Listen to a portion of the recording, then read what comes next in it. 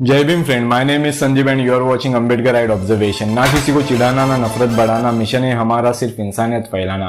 आज का हमारा टॉपिक है why did doctor B R Ambedkar welcome to the Simon Commission in India. Bharat में बाबा साहेब अम्बेडकर ने साइमन कमीशन का स्वागत क्यों किया। दोस्तों, काफी अजीब लगता है जब पूरे देश में साइमन गो बैक के नारे गूंज रहे थे। पूरा देश साइमन कमीशन को विरोध कर रहा था। गांधी, नेहरू, पटेल से लेके भगत सिंह जैसे महापुरुष ने साइमन कमीशन का विरोध किया है, साइमन को गो बैक कहा है। तो डॉक्टर बाबा साहेब अम्बेडकर ने साइमन को वेलकम क्यों कहा है, यह सवाल हमारे कुछ साथियों को सताता है, उनको कंफ्यूज करता है। डॉक्टर बाबा साहेब अम्बेडकर के देशभक्ति पर सवाल खड़ा करता है। तो उनका सवाल का जवाब इस वीडियो में मैं दूंगा। तो समय की बर्बादी ना करके डॉक्टर बाबा साहेब अम्बेडकर ने साइमन कमीशन को वेलकम क्यों कहा है, इस सवाल का जवाब हम इस वीडियो में ढूंढने की कोशिश करेंगे। भारत में ब्रिटिशों का शासन था, इसलिए भारत में ब्रिटिशों का कायदा था। उस कायदे का नाम था government of India act. Government of India act को हर 10 साल के बाद ब्रिटिशर उसे रिव्यू करते थे। उसमें क्या रिफॉर्म की जरूरत है, इसके लिए विचार विनिमय होता था। गवर्नमेंट ऑफ इंडिया एक्ट को रिफॉर्म करने के लिए 1919 में भारत में साउथ ब्यूरो कमीशन आया था, जिसको बाबा साहेब अम्बेडकर ने अटेंड किया था। उसके बाद 1928 में साइमन कमीशन आया, जिसको डॉक्टर बाबा साहेब अम्बेडकर ने अटेंड किया। उस वक्त भारत में कांग्रेस पार्टी और मुस्लिम लीग ये प्रमुख पार्टी मानी जाती थी। इनका यह मानना था कि ब्रिटिश जो शासन कर रहे उसमें हमें भी हिस्सेदारी मिले और हमें डोमिनियन स्टेटस दिया जाए। डोमिनियन स्टेटस में दो पार्टियां खुश थी, तो इनका सिर्फ यही मानना था कि हमको डोमिनियन स्टेटस दिया जाए। जो भी south bureau commission, Simon commission, इनमें भी हमें हिस्सेदारी मिले। जो विधानमंडल है, जो मंत्रिमंडल है, इनमें हमें हिस्सेदारी मिले। बाकी ब्रिटिश इस भारत देश पर राज करते रहे। यह विचारधारा यह दो पार्टी की थी। जबकि भगत सिंह की विचारधारा थी, भगत सिंह को ब्रिटिश शासन से मुक्ति चाहिए थी।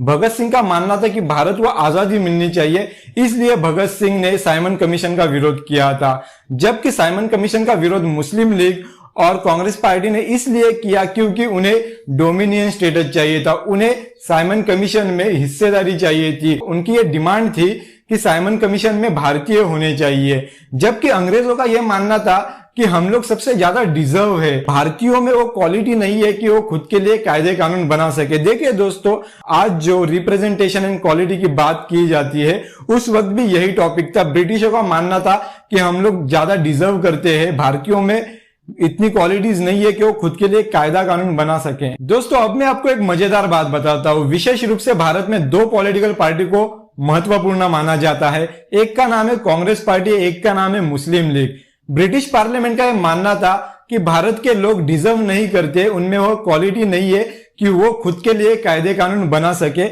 यह ब्रिटिश पार्लियामेंट का मानना था। इसलिए भारत के पॉलिटिकल पार्टियों में से, ये विशेष करके दो पॉलिटिकल पार्टी में से किसी को भी इन्होंने रिप्रेजेंटेशन का मौका नहीं दिया साइमन कमीशन में या कहो साउथ ब्यूरो कमीशन में। बाबा साहेब अम्बेडकर इन दोनों कमीशन के पार्ट रहे हैं इनडायरेक्टली। जो लोग गुणा और मेरिट की बात करते हैं, रिप्रेजेंटेशन और रिजर्वेशन का जब भी मुद्दा निकलता है तो लोग गुणा और मेरिट को बीच में ला देते हैं।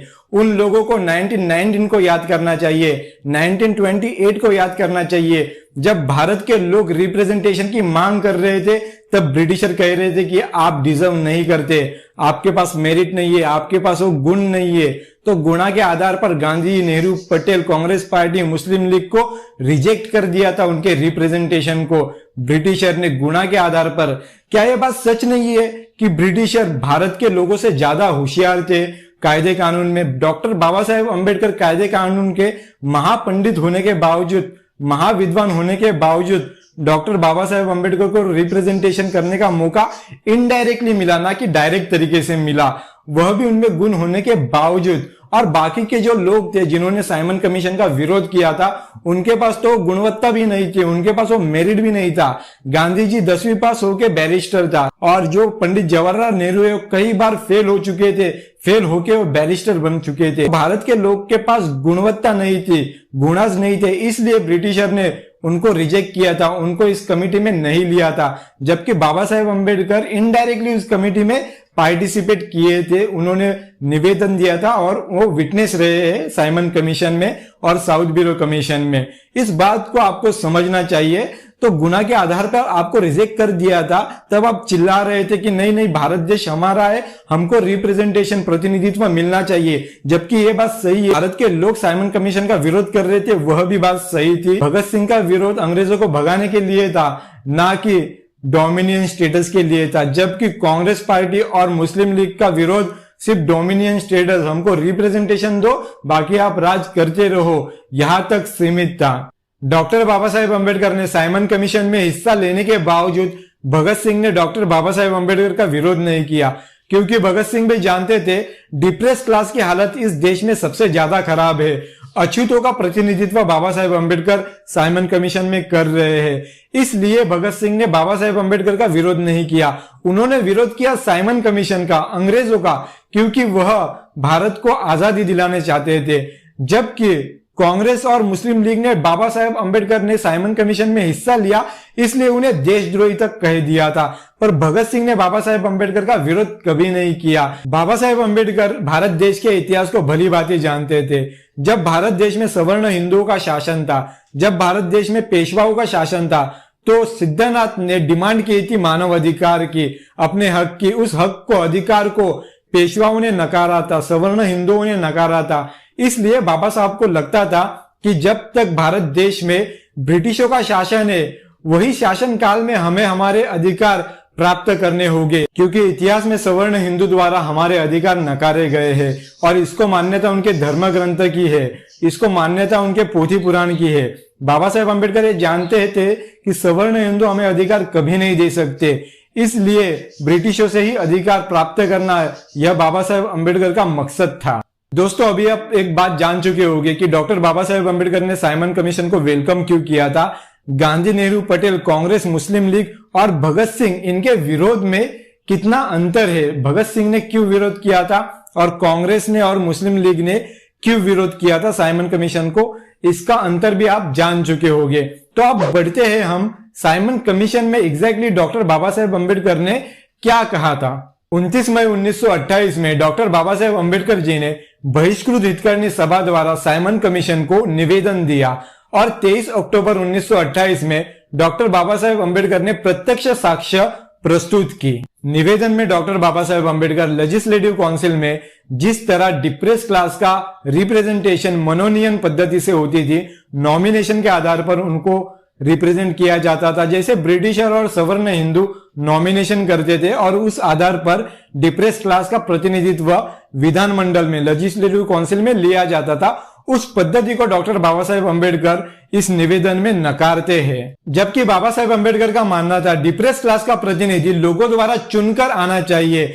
ना कि नॉमिनेशन द्वारा उनको प्रतिनिधित्व देना चाहिए। बाबा साहेब अम्बेडकर दूसरे शब्दों में कहूं तो सीधा सीधा यूनिवर्सल एडल्ट फ्रेंचाइज की डिमांड कर रहे हैं, वोटिंग राइट्स की डिमांड कर रहे हैं डिप्रेस क्लास के लिए। बाबा साहेब अम्बेडकर मनोनयन पद्धति को इसलिए भी नकारते थे क्योंकि ब्रिटिश इंडिया में विधानमंडल की टोटल सीट 791 थी और 791 सीट में से डिप्रेस क्लास को केवल नॉमिनेशन द्वारा 7 सीट दी गई थी। देखिए 60 से 90% प्रतिनिधित्व जहां हिंदुओं का है, वहां 1% भी डिप्रेस क्लास का प्रतिनिधित्व नहीं दिया गया था। इसलिए नॉमिनेशन द्वारा रिप्रेजेंटेशन को बाबा साहेब अम्बेडकर नकारते थे और यही बात डॉक्टर बाबा साहेब अम्बेडकर ने साइमन कमीशन को जो निवेदन दिया उसमें की थी। मनोनयन पद्धति का विरोध करते हुए बाबा साहेब अम्बेडकर एग्जाम्पल देते हैं। भारत के मध्य प्रांत में मुसलमानों की संख्या 5,74,276 होने के बावजूद उन्हें 11 सीट दी गई थी,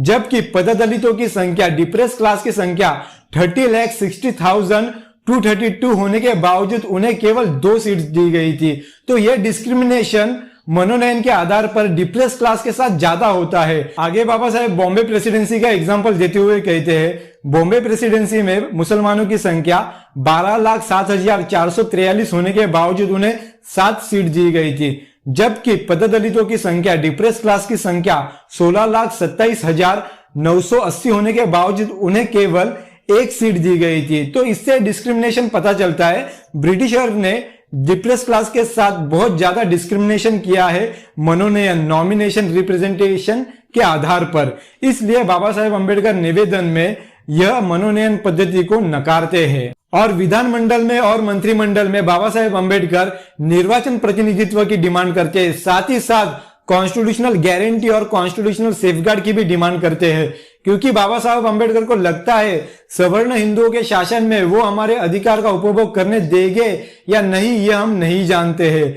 इसलिए कॉन्स्टिट्यूशनल गारंटी और कॉन्स्टिट्यूशनल सेफगार्ड होना जरूरी है, क्योंकि भविष्य में सवर्ण हिंदू या पठान मुस्लिम हमारे अधिकारों का हनन ना कर पाए। इसलिए कॉन्स्टिट्यूशनल गारंटी और कॉन्स्टिट्यूशनल सेफगार्ड की डिमांड बाबा साहेब अम्बेडकर निवेदन द्वारा साइमन कमीशन को कर रहे हैं। हजारों साल से जिन्हें शिक्षा से वंचित रखा गया, जिन्हें शिक्षा से दूर रखा गया, डॉक्टर बाबा साहेब अम्बेडकर अपने निवेदन में कहते हैं हमें शिक्षा में प्राथमिकता देनी चाहिए, बजट का निश्चित हिस्सा हमारे शिक्षा पर खर्चा करना चाहिए, डिफेंस में बिना कोई भेदभाव किए हमें भर्ती करवाना चाहिए, सरकारी नौकरियों में हमें प्राथमिकता मिलनी चाहिए। यह सारी डिमांड बाबा साहेब अम्बेडकर ने साइमन कमीशन के निवेदन में की थी। अगर राज्य की उत्तरदायी सरकार, राज्य की रिस्पॉन्सिबल गवर्नमेंट हमारे अधिकार का हनन करती है तो केंद्र की तरफ अपील करने का हमें कॉन्स्टिट्यूशनल राइट्स चाहिए। यह बात बाबा साहेब अम्बेडकर निवेदन में कर रहे हैं। साइमन कमीशन के सामने प्रत्यक्ष साक्ष्य जब बाबा साहेब अम्बेडकर ने दी,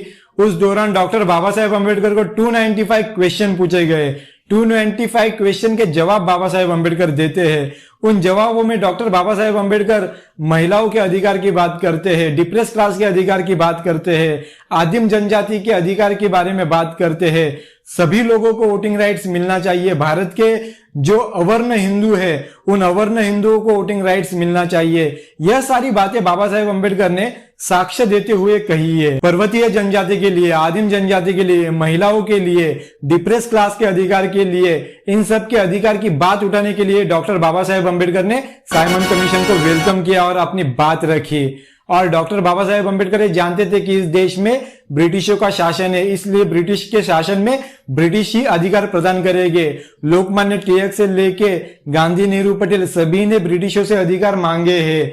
भगत सिंह ने ब्रिटिशों के खिलाफ फाइट की है, इसलिए हम भगत सिंह का भी रिस्पेक्ट करते हैं। और बाबा साहेब अम्बेडकर भगत सिंह से कॉन्ट्रेडिक्ट करते थे, क्योंकि बाबा साहेब अम्बेडकर हिस्ट्री जानते थे। जो सिद्धनाथ ने पेशवाओं से अधिकार मांगे थे, सवर्ण हिंदू से अधिकार मांगे थे, जिसको नकारा गया था, इस बेस पे बाबा साहेब अम्बेडकर की एक कोशिश थी कि हमें ब्रिटिशर्स से अधिकार लेने हैं। इसलिए बाबा साहेब अम्बेडकर ने साइमन कमीशन को वेलकम किया। वीडियो में दी गई जानकारी आपको पसंद आई हो, अगर आपके पास इस संदर्भ में कुछ ज्ञान हो तो कमेंट सेक्शन में लिखिए।